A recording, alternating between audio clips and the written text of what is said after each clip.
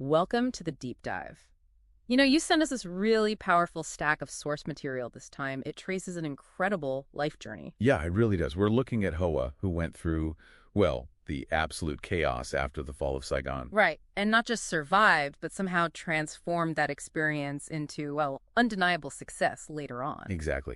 So our mission today, it's not just to say resilience. That's too easy. We want to really dig into her story, her biography, and pull out the actionable principles. Like, how did she actually do it? How do you turn that kind of adversity into a plan? What's the blueprint there? And it started immediately, didn't it? Right after the fall. Her mother paid a guide. Yeah, to get Hoa and her brother out, sent them towards Thailand, seeking asylum.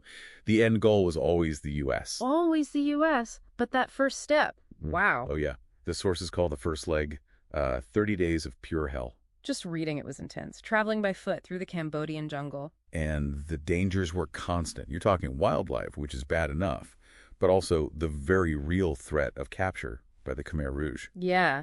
And what really jumped out at me from the sources, something kind of amazing, was her role in it. Even as a little girl, right? Exactly. She somehow became the motivator for the group, keeping everyone focused, pushing them toward that objective, get to the USA.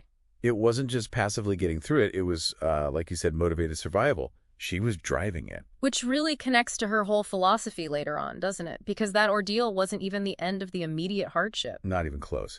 After surviving the jungle, she ends up in a Thai concentration camp for 4 years. 4 years, before finally getting that visa for California.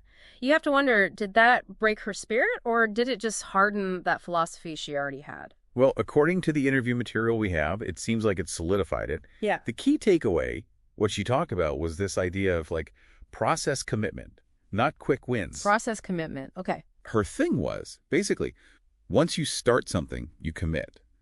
Never look back, go forward. That was her phrase. Never look back, go forward, even after setbacks. Especially after setbacks. You regroup, you refocus on the dream, the big picture. And here's the kicker. She said it took her 30 years to really achieve what she considered success. 30 years. That's not a quick turnaround. No. It tells you success wasn't about speed. It was about sticking with it. Constant small steps, regrouping after every, detour or failure. Okay, so she finally makes it to California. Then what? Then she connects with an old family friend. Yeah. And the sources describe this relationship as being built on mutual help, helping each other out. Which is interesting. The motivation shifts, doesn't it? From pure physical survival to maybe building stability, financial independence. Seemed like it. And that trust, that community connection, it paid off. Eventually, she inherited that friend's assets. Which included some nail salons, right? A few, yeah. Now, you could say that's luck, the inheritance part. Sure, getting the assets. But what do you do with them? Exactly.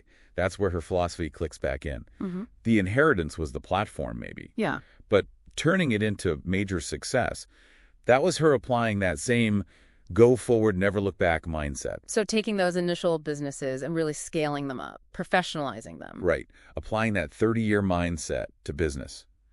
Taking calculated risks, not letting, operational problems derail the big goal, building this incredibly successful portfolio over time. It's quite the arc, from jungle survivor to successful entrepreneur. And that quote really sums it up, the one she uses for motivation. Oh, yeah, that's a great one. Aim for the stars. If you fail, you could land on the moon. It perfectly captures it, doesn't it? Aim huge, even when reality is grim like a 30-day hell trek or 4 years in a camp.